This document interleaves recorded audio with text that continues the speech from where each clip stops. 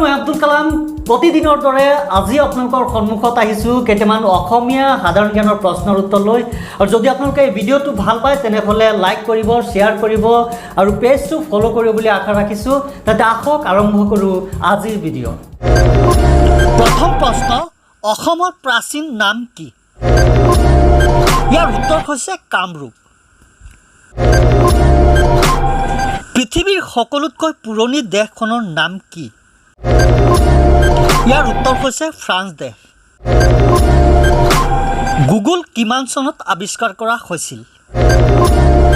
ইয়াৰ উত্তৰ হৈছে 1998 চনত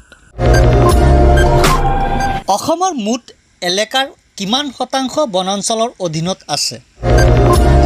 ইয়াৰ উত্তৰ হৈছে 34%।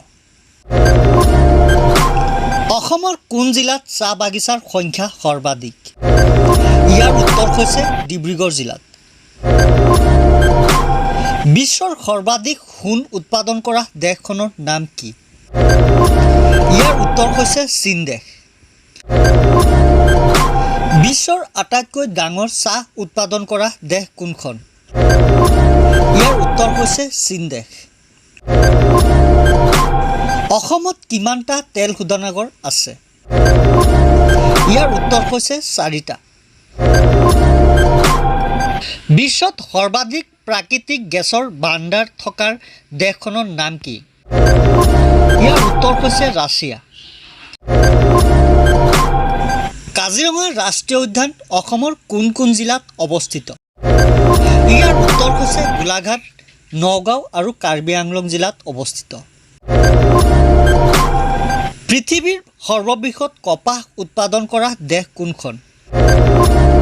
ইয়াৰ উত্তৰ হৈছে ভাৰতবৰ্ষ অসম বাংলা সীমান্তৰ দৈৰ্ঘ্য কিমান ইয়াৰ উত্তৰ হৈছে 262 কিলোমিটাৰ অসম কোন জলবায়ু অঞ্চলত পৰে ইয়াৰ উত্তৰ হৈছে মৌচুমী জলবায়ু অসমত কিমানখন ৰাষ্ট্ৰীয় উদ্যান আছে ইয়াৰ উত্তৰ হৈছে 7খন ৰাষ্ট্ৰীয় উদ্যান আছে অসমৰ আটাইতকৈ ডাঙৰ তেল শোধনাগাৰ কোনটো ইয়াৰ উত্তৰ হৈছে ডিগবৈ তেল শোধনাগাৰ অসমৰ আটাইতকৈ ডাঙৰ কয়লাক্ষেত্ৰ কোনটো ইয়াৰ উত্তৰ হৈছে মাকুম কয়লাক্ষেত্ৰ অসমৰ আটাইতকৈ ওখ মন্দিৰ কোনটো ইয়াৰ উত্তৰ হৈছে শিৱসাগৰৰ শিৱ মন্দিৰ জনসংখ্যা অনুসৰি ভাৰতত অসমৰ স্থান কি ইয়াৰ উত্তৰ হৈছে 15 নম্বৰ স্থান শ্ৰী সূৰ্য পাহাৰ কোনখন জিলাত অৱস্থিত ইয়াৰ উত্তৰ হৈছে গোৱালপাৰাত